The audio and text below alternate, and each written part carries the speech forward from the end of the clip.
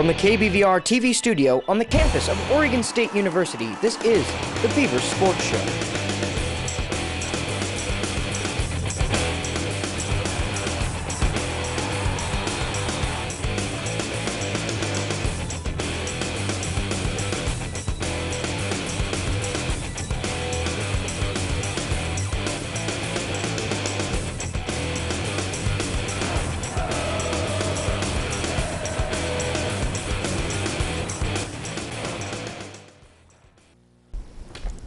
Welcome back, Beaver Nation, to yet another episode of the Beaver Sports Show. Coming up, the men's basketball team was on the road this past weekend to take on the Oregon Ducks in yet another Civil War. Also later on, I sit down with senior guard Calvin Haynes. And the women's basketball team had a great second half as they came back to beat rival Oregon. And the baseball team traveled to Fresno, California to take on the Bulldogs as they faced Gonzaga and Fresno State in their season opening series. Alongside me, as always, is Boon Kruger, and I'm Stella.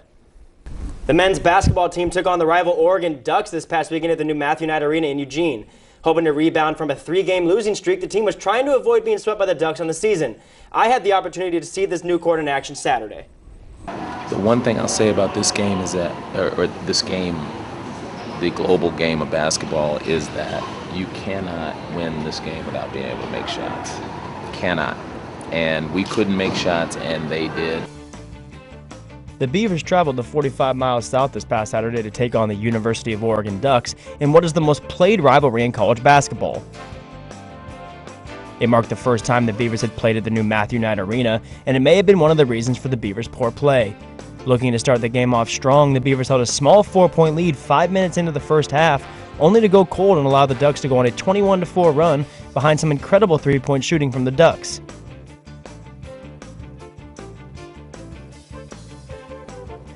Turnovers played a key role in why the Beavers found themselves in an early hole as they headed into the locker room down 42-29 at the half. The second half started out looking good for the Beavers as they got to as close as 8 points twice before the Ducks again began raining in 3 after 3.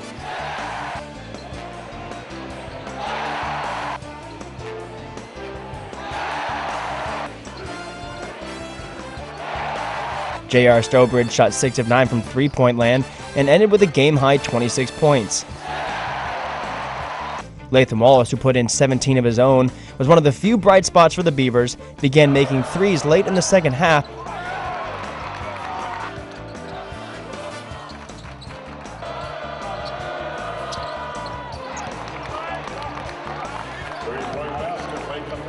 But it proved to be too little too late as the Ducks cruised to an 82-63 victory.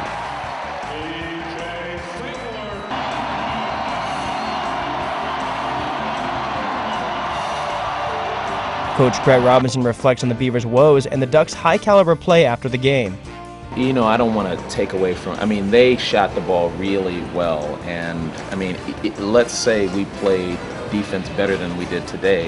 If they shot 50% today, they probably would have shot 40%. You know what I mean? We would have been able to stop a couple of those, but I don't want to take anything away from those guys. They were very well prepared, and they made shots when they had to make shots. They were big, it was big time, certain points on the clock. It was just, it was a good job. Oh, we still have games to play. And then the great thing about our conference is we have a conference tournament. So, the light bulb could come on. I'm hoping it does, but we have to do some soul searching and see, exactly what we want to do with the rest of the season. And it's going to be good to be home. Both Roberto Nelson and Latham Wallace comment on what's going on with the team during this 4-game losing streak. We're up and down right now.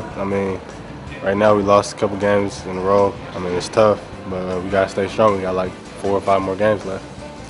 Sometimes some things are out of our control. We're out there playing hard. Our guys are hustling. They're just making shots. We got to give them all the credit in the world. We're kind of on a roller coaster right now. We're trying to find our way back up, and I just think it's just little things we need to change and try to switch things around a little bit, and we'll be back to the top. Well, Rick, it seems like every week we're on the show, it's always, Oregon State coming off a very tough loss, and this time it's against the Oregon Ducks. You were at the game. What went wrong for the Beavers? A lot went wrong for the Beavers. Nothing different, I guess, than we've said all year anyways. Again, they didn't start out completely slow this time. They didn't get into a 10-0 hole. They had like a small 4-point lead, and then they just kind of let it go away from them. The Oregon Ducks went on a 21-4 run. They just could not miss from 3-point land, it seemed like. And the Beavers just got into that hole yet again, and they just worked too hard to try to get themselves out. And this time, and Lathan started scoring. It was too late in the second half. We didn't have that push right before the first half ended to get us kind of back into that game. I think the closest we ever got was within 8 points. And so it's just, again, building ourselves into that hole that we can't get out of. You mentioned that Oregon was doing a great job shooting three-pointers, which they did. Was it the OSU defense, or was it Oregon was just on fire the entire game? Oregon was on fire in stretches. At the beginning of the game, I think they missed probably 6 3-pointers to open the game. And they were just jacking up threes and missing them and missing them and missing them. I mean, the deficit may have been bigger had they made a couple more of those open threes that they had. But something happened, about 10 minutes into the first half that clicked for them, and they just could not miss.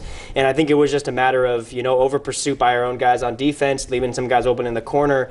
And, J.R. Stobridge had an incredible game. He was 6 of 9 from three-point land. He just could not miss. So, I mean, I don't know. Both times they've beaten us, they've exploited different parts of our zone. When it was the first meeting here in Corvallis, they utilized Javon Catron inside, which was a hole in our zone. This time they utilized the shooters on the outside, and they just couldn't miss. So, I mean, it was tough to watch, and there really didn't seem like there was anything, that we could do. They shot 50% from three, and Craig said, they tightened up their defense a little bit, and they still probably shoot 40% from 3 points. So they were just on that day.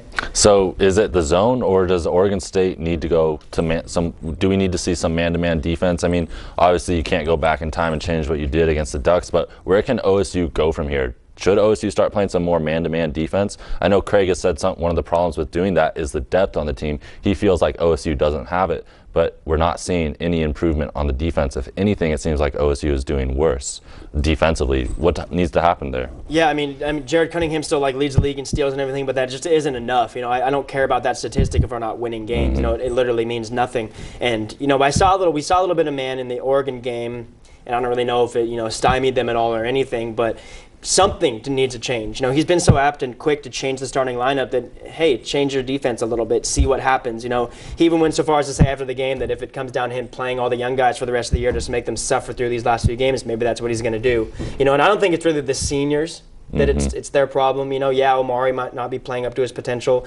Calvin might be having a few down games. Lathan Wallace, when he gets minutes, is producing. So it's not their fault. It's guys like Joe Burton, Roberto Nelson, who we just do not see. It seems like a couple guys show up ready to play, and then the other guys, they're not ready to go. Moving to the offensive side of the ball, Devon Collier, he's been Mr. Reliable. He's been one of OSU's most dependable players recently. He had foul trouble against the Ducks. How big of a difference was that for OSU, having him not being on the court? That was huge, because I know that they tried to utilize him early on as kind of their go-to guy on the offense. He picks up 2 quick fouls and he's out of the game. In recent games, he's been like our diamond in the rough for this season, and he's a guy that you can tell is going to be a star for Oregon State a couple years down the road here. Even probably next year. And they tried to utilize him early on, like I said, and when he got into foul trouble, it just kills your game plan. And Jared Cunningham can't do it all by himself. And like we've seen a lot in the past few games of Oregon State, they just pass it a lot up at the top and just try to wait until a shot opens up. We need guys who can create their own shots, and I think Jared can do that. I think Roberto can do that. We just don't see it out of him, and Jared's had kind of a slump, but like I said, he can't do it all. So going back to that, was huge to have Devon out of the game, because that was kind of their guy that could help them on offense, kind of work down low, because we didn't really challenge Catron at all defensively. So yeah, Coach Robinson has said the defense has to improve. Roberto Nelson said it in the post game that the defense was terrible against the Ducks, and that they he agreed that they have to improve it. This week they play Stanford on Thursday night at 6 p.m. and then they play Cal at 1 p.m. or 3 p.m. On Saturday. What must OSU do? Does OSU have a chance, and where do you see him going from here? Well, like Coach Robinson said after the game, that in the game of basketball, he said in the global game of basketball, you need to make shots, and they simply didn't do that against Oregon. And I know it kind of sounds cliche, and might sound like just score more points than the other team, that obvious, but it comes down to them just rebuilding some confidence. I think they need to change up their offense, but who am I to say? I'm not there every day to see their offense working in practice, so I don't know. But it's just going to come down to them making shots, making smarter looks. That comes down to it too, by just driving in the lane and throwing up a shot that's either going to get blocked or is going to have a low percentage of going in. That doesn't do much for your offense, And we saw them kind of get plagued by turnovers too in the Oregon game. So I think it's just they need a complete overhaul on their offensive side if they want to win against Stanford and Cal this week. Those aren't going to be easy games, especially for an Oregon State team that, aside from Arizona State, is probably where they should be in the Pac-10 rankings-wise. It seems like the one player for OSU that's going through the greatest struggle seems to be Jared Cunningham. He's almost a charging foul waiting to happen. He's one of those guys that can drive to the line or drive to the basket, like you said, and get those free throws. He's a great free throw shooter. One game he had hit 15 for 15, which is an OSU record earlier this season. Does it start with him? Is he the guy that needs to, get his game going again? I think it does, and I think he needs to be our leader. I need to see him out there, barking at guys, telling them where to go, what to do. And I saw that a little bit in Oregon, but not nearly enough. You just do not hear the guys talking on the court. Aside from when they huddle, when somebody's going to go to the free throw line. But like you said, he gets to the free throw line. When he gets there, he doesn't usually miss. And we've seen him kind of struggle there recently. But I think I think what almost is happening is he's taking a little bit too much on himself at times to drive, and some of the calls against him, some of the offensive fouls could have gone either way, and I think that there's been a little bit too many called on him, but it does start with him. He needs to be a leader, though, and he needs to show that on the court, and he just hasn't shown it yet. Well, we'll see what happens. OSU hosts Stanford Thursday night at 6 p.m., and then they return to the court Saturday at 3 p.m. for senior night. Get out there, support the team. This is the last homestand that they have of the basketball season. The women's basketball team took on the Oregon Ducks Saturday night at Gill Coliseum in the 79th meeting between the two schools. This edition of the Civil War pitted two struggling teams as both entered the game with multiple game losing streaks. The Beavers started the game well with solid play from Elsera Greer as she got 3 quick layups to pace the Beavers to a quick 14-9 lead in the first 10 minutes of the game. The Ducks responded with a 24-0 run as the Beavers went cold from the field and started turning the ball over to the Ducks' relentless full-court press. OSU shot 21% from the field, 7% from beyond the arc, and 30% from the free throw line in the first half, while Oregon shot 35% from the field in the first half, and the difference was the made three-pointers by the Ducks as they made 8 as a team to OSU's 1. The Ducks were led by Amanda Johnson in the first half as she had 10 points, 6 rebounds, and 3 assists as Oregon took a 36-16 lead going into the locker room at halftime. Junior college transfer Erlicia Marchbank set the tone to start the second half as she had a layup, steal, and three-pointer, which led the Beavers to an 11-0 run, which cut the Ducks' lead to 36-29 with 13 minutes left to play. The Ducks were able to stop the bleeding momentarily as they hit a couple of key shots, but Oregon State kept clawing their way back into the game. OSU got their first lead in the second half when Marchbanks made a layup, making the score 50-49 with just 5.5 minutes left to play. Oregon then pushed the lead back to 4 as Amanda Johnson made a three-pointer and Jasmine Holiday hit 2 free throws, making the score 54-50. Marchbanks then responded with 4 points to tie the game. The last 2 minutes of the game went back and forth as Oregon's Amanda Johnson hit a jumper and a three-pointer, and OSU's Elsera Greer responded with 2 clutch layups and a free throw to tie the game at 59-59 with just more than a minute left in regulation. The Beavers' Alexis Bostic then hit the game-deciding free throws, which gave the Beavers a 61-59 advantage with 57 seconds left in the game. Oregon had a chance to win the game or tie the game with 6 seconds left, but the Ducks' Amanda Johnson missed an open three-pointer with 6 seconds left, and her teammate Deanna Weaver couldn't make the layup with 2 seconds left in the game before Marchbanks got the rebound as time expired. Senior Elsera Greer led Oregon State as she totaled 21 points and 13 rebounds, including 8 offensive rebounds. And Erlicia Marchbanks also had a big game as she had 17 points, shooting 7 for 19 from the field, while also grabbing 7 boards and having 6 steals. It was a tale of 2 halves as OSU shot 52% from the field in the second half, and Oregon only shot 24% from the floor, including 25% from beyond the arc. In a tremendous second half comeback, the Beavers were able to beat their rival, the Oregon Ducks, 61-59. Civil War game, so you throw the records out the gym. You go in there, you guys are 0-0. You go in halftime, and you come out, and it's 0-0. Every single time you come out, and you just got to play your hardest. It's against the Civil War, so it made it even better. But I'm just happy that our home crowd got to see us win, and hopefully we get 2 more coming up soon. But it's sweet because it's a win. It's against your rivalry school, and so any win's a great win, and to beat the Ducks is even better. Somebody told me before the year, this could be your best coaching year ever.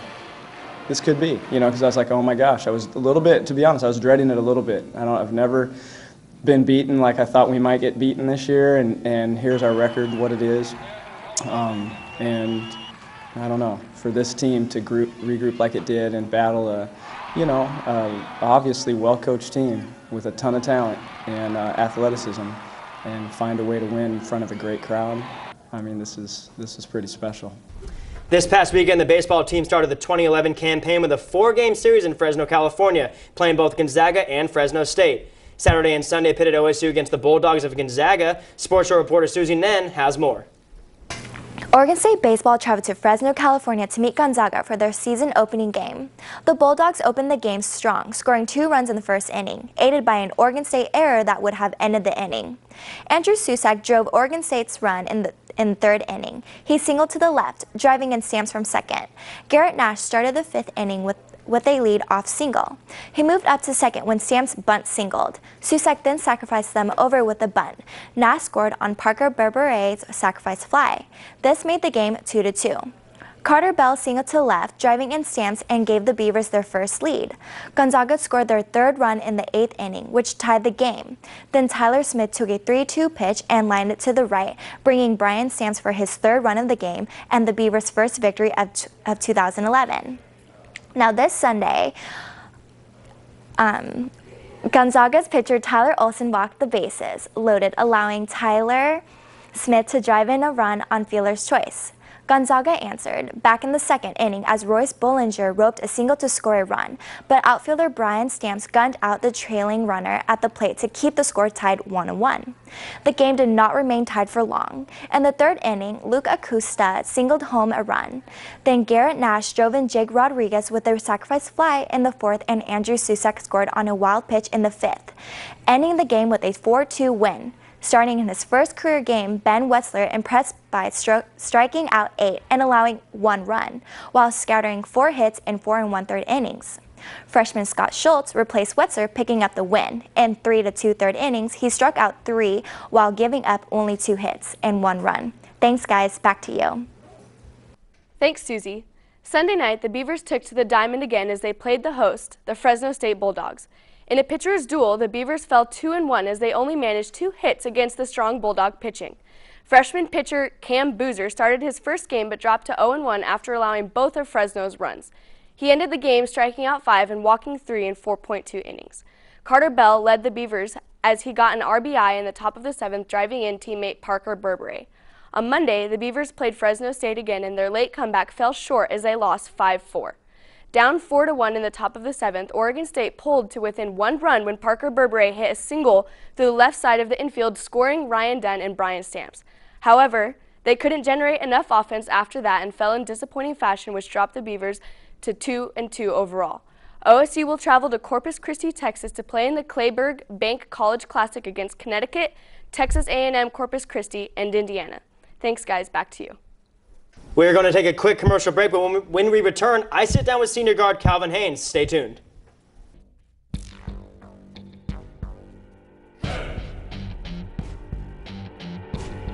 You know, once I came to wrestling, like, things got real tough. I'm kind of worrying about today and tomorrow. I'm not worrying about what's down the road because, you know, like our coach, like Zaleski says here, you got to live for today. You're not guaranteed tomorrow, so you got to go out and train as hard as you can today because you don't know if you'll be here tomorrow or you don't know if you'll have that chance to compete tomorrow. It's just, you know, who wants it more is the biggest thing. Is who's going to go out there and fight for it the hardest. You know, some guys want to lay over and just they don't want to fight. They don't want to have battle. They don't want, when the toughness comes to them, they're going to shy away. And so I'd say, you know, the guys that are mentally tough are going to get through it, and those are the guys you're seeing on top of the podium. It's all about mental toughness and knowing you just gotta get the job done no matter what, and you always gotta complete your goals. I'm a competitor. I want to compete the rest of my life, you know, but I'm training hard for today because I don't know what's going to happen tomorrow.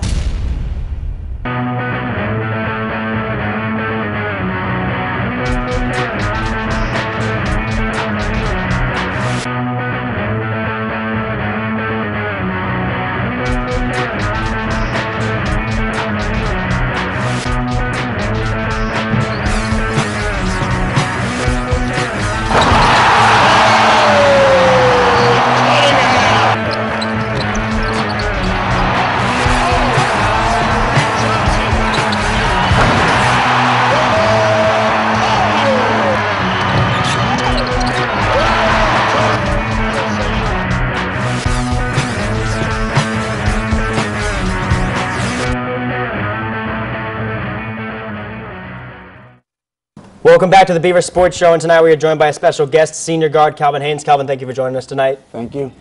So you've logged a lot of games here at Oregon State, playing no less than 30 games this season since you were a freshman. What's it like being, you know, sort of a Mr. Reliable here while you've been on campus?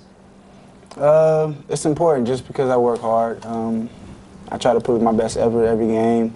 I try to do as much as I can for my team and try to help us win. So you saw the transition from Jay John to current coach Craig Robinson. Talk a bit about what that transition was like.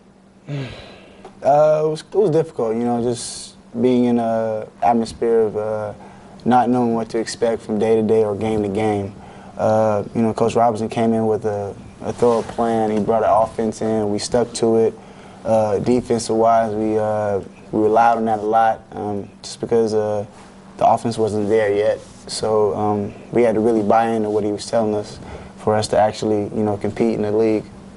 Was it kind of a breath of fresh air to get a guy like Coach Robinson in here to kind of maybe revitalize the team? I mean, you guys were 0-18 in Pac-10 the year before, and you guys go and you guys win the CBI the next year. You know, you were there for all of that. What was that like? Just going 0-18, I mean, it was really depressing. You know, just one of those seasons. I'm coming from I came from a background where I won a lot of games in high school, and competitive. I'm a very competitive person. I don't really like to lose, so it was pretty hard. You know, when Coach Roberts came in, we honestly didn't know what to expect. So, you know, he brought the Princeton in, and we were just like, I don't know. But, you know, we stuck through it. We stuck with it, and I thought he brought his mentality of hard work, you know, kind of like implementing it with us, and we just, you know, we stuck with it, and we, you know, competed every night, played hard, you know, win or lose, but, you know, most important, we competed. And did you like his style of coaching better than Coach John's? Very much so, just because he believed in it. You know, it was something that you know, we didn't lose this game. We're gonna lose this game. Let's, you know, try something different. He believed in it, and it's worked for us. How quickly did you yourself adapt to Craig's style of play? I think it took a while for everybody. You know, not just me. Just, you know, I think mid-season, that's when we really started clicking. We really started believing that it was actually gonna work. You know, the first couple games we were kind of skeptical, and we just, you know, we were really down because we weren't winning. You know, but we stuck with it, you know, hard practices and stuff, and it came to life.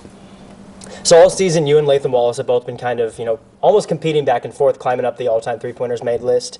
You sit now currently tied for 8th with OSU great Brent Berry, and I believe you're 18th on the all-time career scoring list here at Oregon State. What does that mean to you to kind of put your mark on OSU basketball history? It's great. You know, just like I said, all the hard work I've put in. It's great representing the school, representing my family, and I want to just, you know, I want to leave my mark on the school as somebody who, you know, was hardworking, competed every game, and really cared about his teammates. Latham's currently 1 3-pointer up on you. Who's going to get it at the end of the year? I'm going to get it. You know, Latham's my friend, but I think I'm going to get it. He's a good friend of mine. He's a competitor, so, you know, we like to go back and forth. It's probably fun to kind of, even in practice, kind of joke around with each other and kind of mess around with each other. We actually don't talk about that stuff. It's pretty funny. You know, I think Sean our media guy brought it up to us the other day, and I told him I'm going to get him. So, you know, it's kind of funny. Nice and playful competition. So there's quite a few young guys on the team this year, obviously. How have you acted kind of like a leader to some of the new kids on the team? Just giving my voice, my opinion, and, you know, going through what I've been through, trying to help them and guide them through the tough times that they're going through.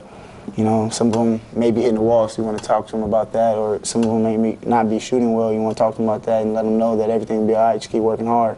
So just, you know, being a role model and really just trying to help them through the season. Have you seen it pay off? Yeah. You know, I think Ahmad's playing really well. Devon's playing really well. We got some other guys that are playing well as well. So with just 4 Pac-10 games left in your career here at Oregon State, what do you look back on as like the highlight of your career? I think just getting that first Pac-10 win, that was a big one, just for the program, just for the city of Corvallis, just for us, you know, our confidence level, you know, we really needed that. So your team is currently on a 4-game losing streak, you know, kind of a low note for this season. What do you guys need to do to get back on track against Stanford this Thursday? Just defense, stick to the plan, just execution. Just being patient and trusting each other. That's one thing. I think sometimes we get into a slump where we feel like each individual has to do it by themselves. So I think if we get back to teamwork and working together and trusting each other, we'll be fine. How has practice been this week? I mean, you guys see yourself on that track to kind of riding the ship and, you know, possibly, you know, beating both the base schools this weekend? Yeah, just definitely. We've had a good week of practice. Everybody's, you know, trying to make the extra pass, trying to make the right pass, trying to make the right play. And I think if we just, you know, compete together, we'll be fine. So you guys are the only Pac-10 team to beat both Arizona and Washington. I mean, is that team, that ability still in there? Yeah, very much so. I think we're a good team. I think we're a solid team. You know, we showed our highs and lows, but it's consistency with us. You know, consistency of playing hard, consistency of playing great defense, and putting the ball in the basket. What was it like beating both Arizona? Let's start with Arizona. What was it like beating Arizona at home, you know, to start off the year, kind of get that win under your belt? They got a guy on their team who's probably round 1 pick in the NBA. I mean, how big of a morale boost was that for you guys? I think it was big, just, you know, for our confidence. You know, we came out of preseason. We didn't do what we expected we should have did. So just getting that win, coming in real focused, and, you know, sweeping the Arizona schools at home was a big win for us, and letting us know that we can play with anybody in the Pac-10. And then obviously that translated, you know, later on down the road into a win against Washington at home. You guys seem to play really well at home. You know, what's going on with you guys when you guys get on the road? I mean, is it a confidence issue? Is it just being away from home? I mean, what's there that you guys can't seem to win on the road this year? It just, you know, it goes back to trusting each other. When we get on the road, when stuff gets tough, people start to feel like they have to do it on their own. You know, we have players that came from good programs that are really good. And I think it's just a mixture of each other needs to trust one another, just to let each other know that, you know, all right, I can make this shot, or I can make a play for somebody else as well. You don't have to do it by yourself. Or defensively, you know, sometimes we get a little selfish and one man goes for this steal and it breaks the whole defense down. You know, it's a group effort of us just keeping our heads and listening to what Coach tells us and, you know, sticking to the plan. What's it been like to adapt, you know, Coach Robinson has changed the starting lineup a lot this year. What's it been like to adapt to that change in the starting lineup, almost, you know, game in and game out? You know, you just got, you know, at this level you got to be able to play ready. Whenever he calls your number, you just got to be ready to play. And you can't down if you ain't starting. You can't down if you come off the bench. It's one of those things where, you know, he expects you to be ready to play whenever he calls your number. So you know, you can't really, you know, worry about the starting lineup or anything. So what's next for Calvin Haynes after this year? You know, what are you going to be doing next year when you graduate school? For me, I'm just, you know, looking to finish my career strong. You know, 4 games here, and then we have a Pac-10 tournament. I feel like we still can make a run. I haven't really been thinking about that. I have some people waiting for me back home with some stuff, so I'm not really worried about that too much right now. How excited are you to get back home and just kind of relax a little bit after, you know, 4 pretty much up and down years at Oregon State? I got a lot more basketball in me left, so I mean, I don't really feel like I'll be taking too much time off. Probably like a couple, maybe like a week. Good.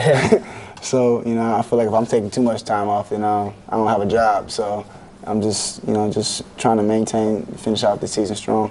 One more question: what was it like winning the CBI that next year, the first year that Craig was here? I think it was a big step to our hard work. You know, maybe it didn't seem like that to a lot of people just because it was a CBI, just because it was some tournament that just got, you know, implemented. But it was a good feeling, just being one of the last teams playing in April, being one of the last teams, you know, 3 or 4 teams, or however many teams we were playing. But it was a good feeling, just winning that and having a ring and having something to say that, yeah, we put in a lot of work. And this is what we got out of it. Awesome. Well, Calvin, thank you very much for stopping by. Good luck this weekend against the Bay Area schools. Stay tuned. When we come back, there'll be more of the Beaver Sports Show. Hey, this is Amar Starks from the OSU men's basketball team, and you're watching the Beaver Sports Show on KBVR. Well, that's been our show for this Wednesday night. On behalf of Rick, Stella, and everyone here at the Beaver Sports Show, I'm Boon Kruger. Hope you have a great week, and we'll see you back here next Wednesday night.